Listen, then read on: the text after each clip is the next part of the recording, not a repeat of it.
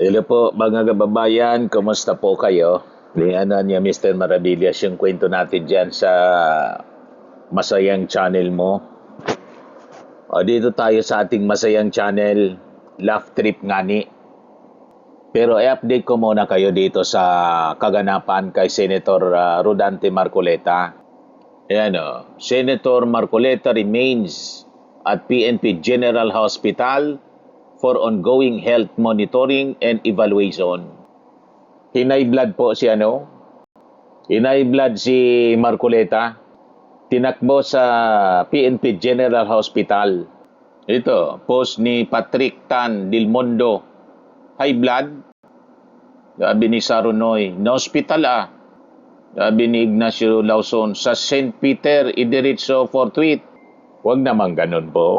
High blood yung tao. Idiniretso mga kababayan sa ospital. Silipin nga natin sa PNP General Hospital si Marcoleta. Ito, post ni Ariel Indaya, ATM, naninikip ang dibdib at naalta presyon. PNP General Hospital. PNP General Hospital. Doon sana niya Mr. Maravillas si Marcoleta. Iwan ko, bakit iba yung naka-wheelchair?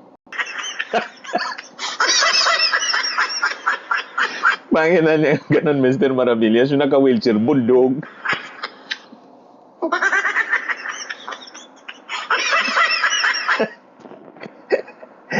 Hindi ko nga maintindihan eh. Sabi, tinakbo si Marcoleta sa ospital, tapos nandun naka-wheelchair, bulldog.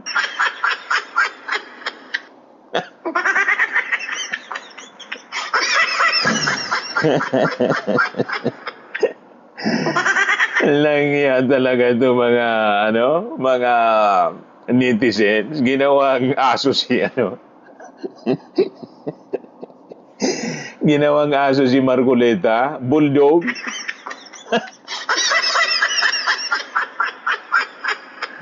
Pero medyo magkahawig, mga kababayan. Magkahawig yung dalawa. Ay, nako talaga to. Mga memes, mga kababayan.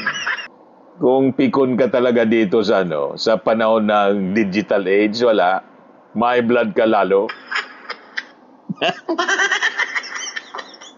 Na-blood na nga yung tao. Tinagbo sa PNP General Hospital. Tapos, ginawang aso.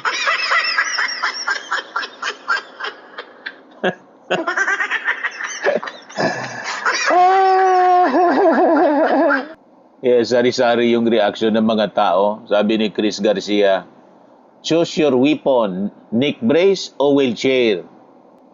Sabi ni Ryan Granado, nung pumunta ng rally ang lakas, nung hinuli biglang nagkasakit. Ganon talaga kasi mga kababayan, ang model nila, ang idol nila si GMA.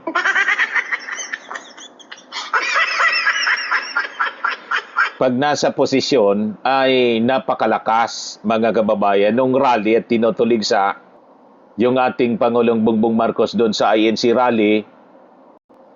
Napakalakas ng kanyang katawan at pati kanyang pananalita. Malakas na malakas mag-deliver ng speech niya. Nang maaresto, ayun, biglang na ospital.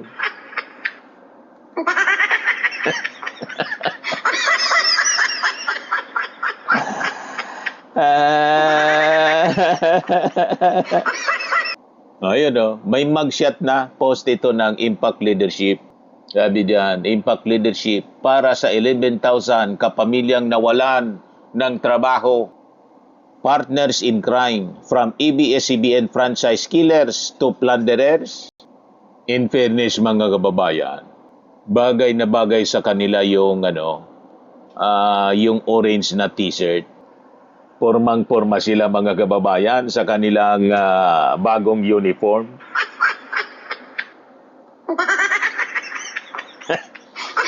Makakasama nila sabi sa Quezon City Jail si Jingo Estrada.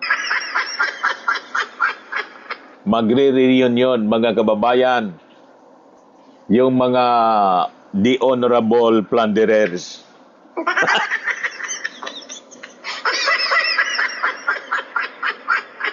Worse niya, Mr. Marabilia. Ang gustong mangyari ni Senator Alan Peter Cayetano, pagbigyan si Marcoleta at si Jingo Estrada na umupo pa bilang Senator Judge.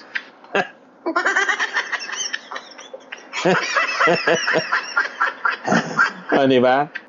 Yan ang gustong mangyari ni Senator Alan Peter Cayetano.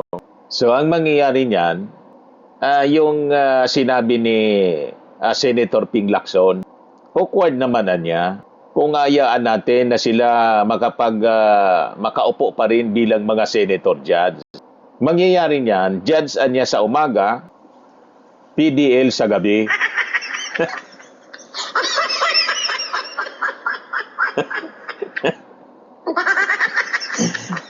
Di ba? Mga kababayan, pag ganyan, only in the Philippines talaga po. Judge pag umaga, prisoner pag gabi.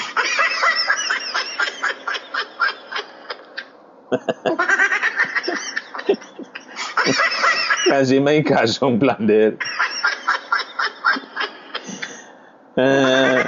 The Honorable Plunderer, ang tawag niya. Lagi yung mga taong ito. Tapos nagreklamo, mga kababayan, si Mike Defensor. Kini-question kung bakit daw nauna pa daw sila na nakulong. Kaya sabi po ni Marka Ian Everyday, nauna pa daw silang nakulong. Natural. Nauna silang gumawa ng krimen. First come, first serve. Siya nga naman po.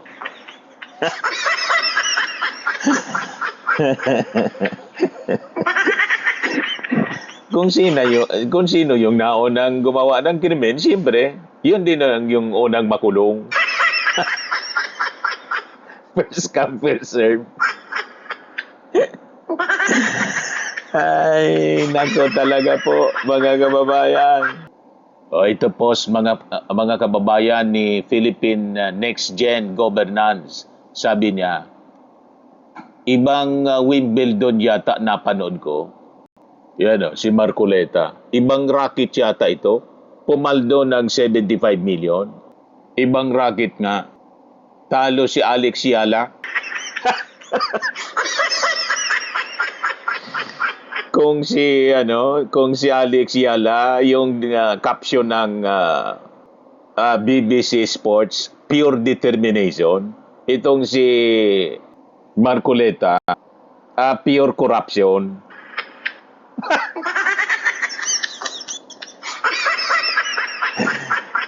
Ibang racket yung hawak at hindi bola, mga kababayan, yung nasalo. Limpak-limpak na salapi, 75 million.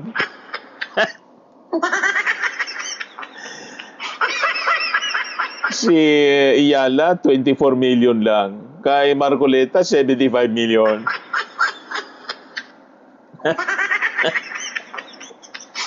Yung premium ni Iyala, 24 million daw. Kay Marcoleta, 75 million.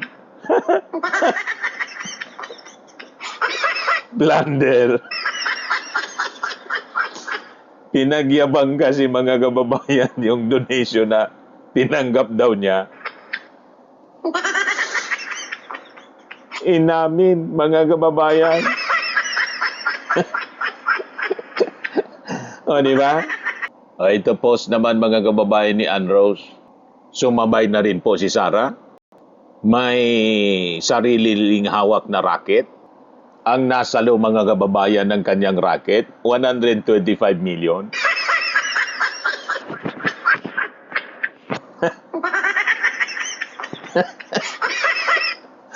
Panalo in 11 days.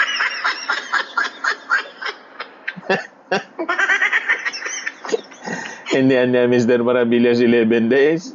Sabi, less than 24 hours. 18 hours, sabi ni Ramil Madriaga. O, boss.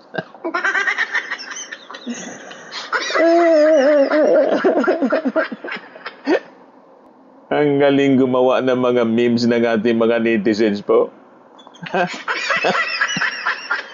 O, Ito post naman po ng Batasang Pambulsa Incorporated, 2 types of Inday, sabi niya. Yung pumasok na Super Typhoon Inday, tapos yung isa, Super Corrupt Inday, na matagal na pong nakapasok.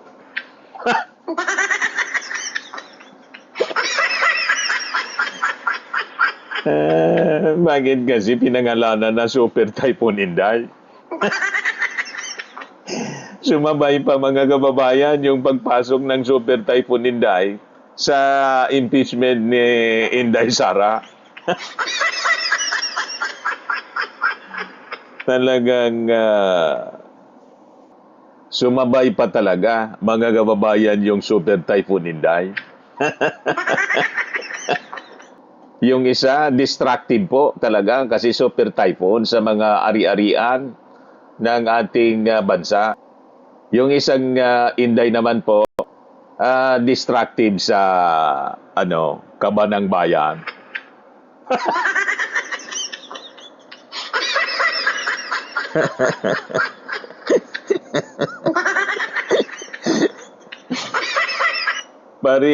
Parehas destructive po. Yung isa sa mga sa mga bahay at mga ari-arian, yung isa naman po sa kaban ng bayan.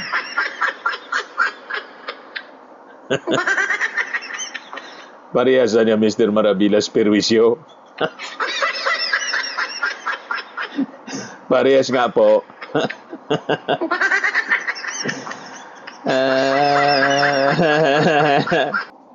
Ito post mga kababayan ng Daily Tribune. Who's next, sabi dyan. May bago ng BGMP, meaning mga kababayan, ang BGMP. Yung B, Bong Revilla. Yung J, Jingo Estrada. Yung M, Rodante Marcoleta. Yung P, malamang si Padilla.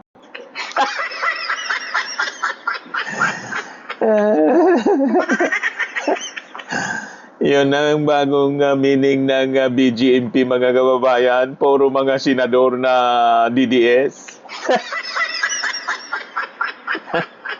Diba? Mga kababayan. Ito post ni Ann Rose. Sabi ni Panilo, si PBBM daw Makati ang paa kasi travel ng travel. Sabi ni Ann Rose, si Sara Makati ang paa, lalo na ang kamay. Correct. Parehas Makati, paa at saka kamay. Mas malalaan na Mr. Maravillas. Yung ating Pangulo, kung Makati yung paa nag-travel, may balik para sa Pilipinas. Si Sara walang balik. Di ba? Hindi lang Makati yung paa, Makati pa yung kamay. At hindi lang Makati yung kamay, mahaba pa yung kamay.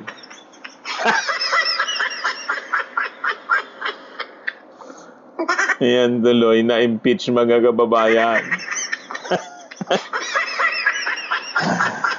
Di ba? Ito post ni David Chantan. Ito yata yung mga DDS. Yung isa, yung konsihal na nag-rally sa INC. At yung tatlo, yung nang bastos kay Jose Claire Castro. Kami ang bastos na Pilipino galing sa Vancouver, Canada. Proud DDS ever. Proud sila sa kanilang kasamaan.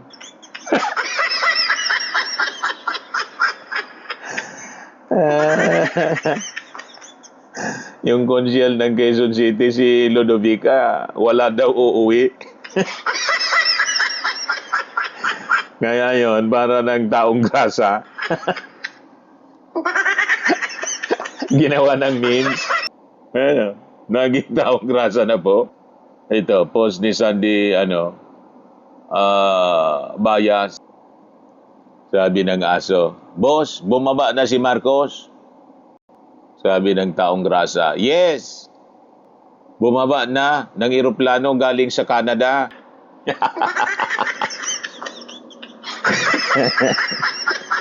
Gusto nila mag-resign na. Bumaba na sa posisyon. Bumaba nga yung ating Pangulo, pero galing sa eroplano kasi bumisita sa naimbita sa Canada. Siya pa rin yung Pangulo natin.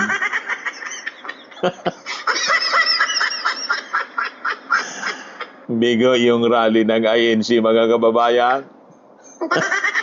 Natuluyan si Marcoleta. Damay si Mike Defensor at yung dalawa pang donor. Naubos tuloy. Minalas lahat. Backfire lahat, mga kababayan, sa kanila. Di ba? Kaya yan tuloy si Alan Peter Cayetano. Tingnan niyo itsura. Para nang naagnas. Pati yung pag-ahit ng bigote po. Hindi na niya magawa. Para nang si kamukha na ni Harry Roque. Kaya tama yung sabi ni Ping Lacson. Ay prean niya na sana itong si Alan Peter Cayetano ay hindi bumigay.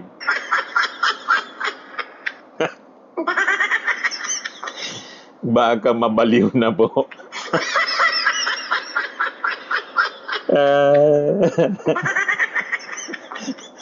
Sabi ni Ping Lacson po, mga kababayan, ang panalangin ko lang niya, baka sana huwag siyang bumigay.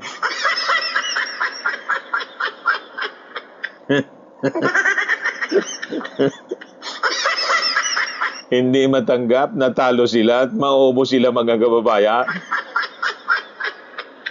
Ay, nako. Yan kasi.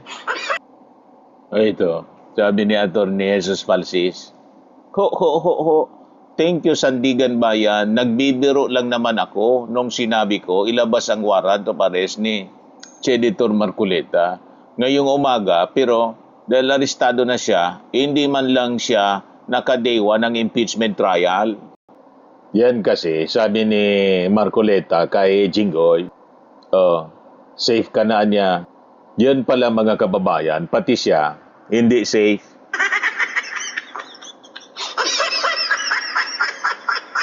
Imbis makasesyon, mga kababayan, yung tuloy niya, hindi na sa Senate Session Hall, diretso na po sa kulungan.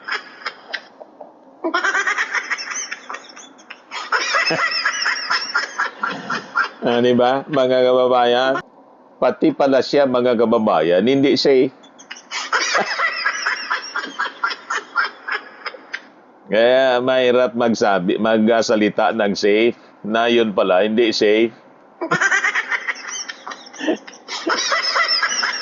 Ay, naku, mga taong ito. Anyway, mga kababayan, kung napasaya kayo sa ating episode ngayon, click subscribe po ninyo yung ating YouTube channel, Laugh Trip Ngani. At i-share po ninyo sa mga DDS para sila din po ay sumaya.